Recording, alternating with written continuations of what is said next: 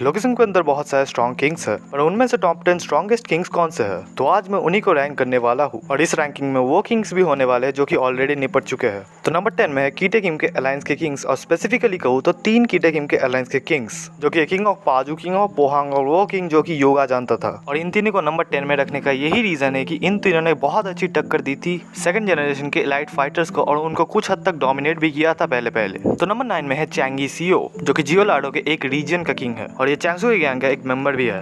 और इसको नंबर 9 में रखने का यही रीजन है कि इसने डैनियल को ठीक ठाक टक्कर दी थी और डैनियल को बस थोड़े से टाइम के लिए डोमिनेट किया था।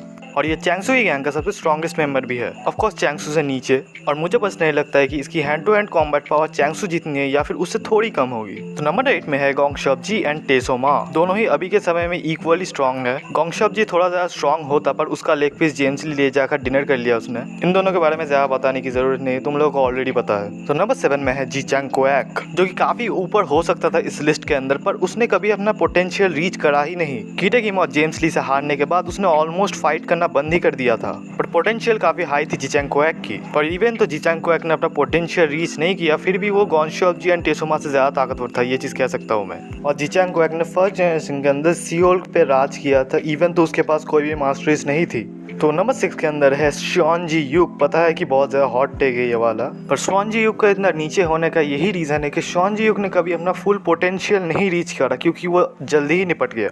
वरना शॉन जी युक का पोटेंशियल जेम्स ली से भी हाई था, जो कि जेम्स ली ने खुद कही है। और अगर शॉन जी युक अपना प्राइम रीच कर लेता तो वो सबसे स्ट्रॉन्गेस्ट किंग होता मेरे हिसाब से। तो नंबर 5 में है जगियोन्ना मेरे हिसाब से one of the few Kings है जिन्होंने अपना प्राइम रीच करा है और अपने फुल पोटेंशियल को भी अचीव करा है। और अभी के हिसाब से मेरे हिसाब से जगियोन्ना ने शॉन जी युक को सरपास कर दिया है। तो नंबर 5 में है जगियोन्ना का बेस्ट यूजे शियोन। यूजे शियोन जगियोन्ना से ज़्यादा स्ट्रॉन्ग है, इस चीज़ की कंफर्मेशन हमें मानवा में दे दी गई है। इवन तो दोनों की पोटेंशियल सेम हो सकती है, पर यूजे शियोन के पास एडवांटेज है, और वो एडवांटेज ये है कि प्री जनरेशन के 2 टॉप टियर से ट्रेनिंग लेना। जितनी ट्रेनिंग जगियोन्ना ने युगांग हाथ से ली है, उतनी ही ट्रेनिंग यूजे शियोन ने भी ली है युगांग हाथ से। साथ ही में यूजे शियोन ने पेचियोन जो से भी ट्रेनिंग ली है। वैसे मैंने इसके ऊपर एक थ्योरी भी बनाकर रखी है कि यूजे शियोन के पास 4 मास्टरीज थी, वो तुम देखना चाहो तो डिस्क्रिप्शन में लिंक दे दूंगा मैं। नंबर 3 में है चैंगसू ओ, जिसके फीट्स तुम लोगों ने लेटेस्ट चैप्टर के अंदर तो देख ही लिए होंगे। चैंगसू फर्स्ट जनरेशन का पहला किंग है जिस पे हमने कंफर्म 4 मास्टरीज देखी है। साथ ही में उसका बैटल आईक्यू भी बहुत ही ज्यादा हाई है।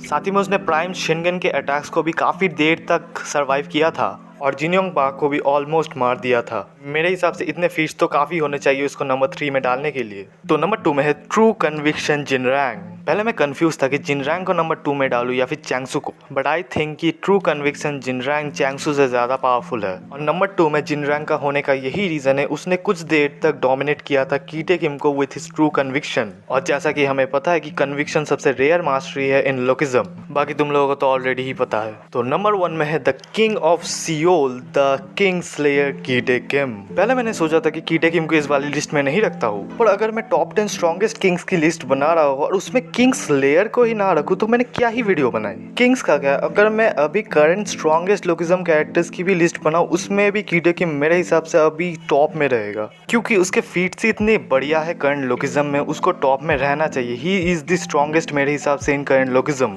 तो यही थी मेरी top 10 strongest first generation king की लिस्ट और रैंकिंग। जो बोलना है तुम बोल सकते हो, और अगर तुम चाहो तो अपनी रैंकिंग मुझे कमेंट्स में बता सकते हो, या फिर तुम किसी की रैंकिंग से खुश नहीं हो वो चीज़ भी तुम मुझे कमेंट्स में बता सकते हो। तो मैं मिलता हूँ तुम लोगों से अगली वीडियो में, तो चलो बाय।